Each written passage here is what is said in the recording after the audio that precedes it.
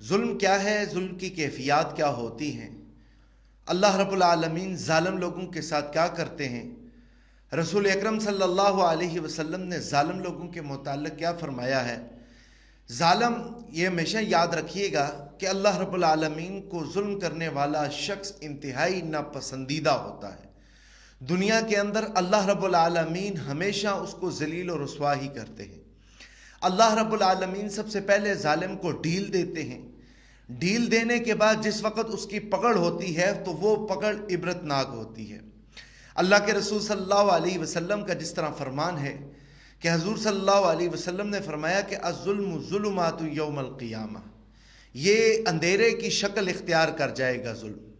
اور مولا علی نے اسی کو مد نظر رکھتے ہوئے آپ کا یہ قول ہے کہ آپ نے فرمایا تھا کہ اللہ رب العالمین کفر کا نظام تو چلنے دے سکتا ہے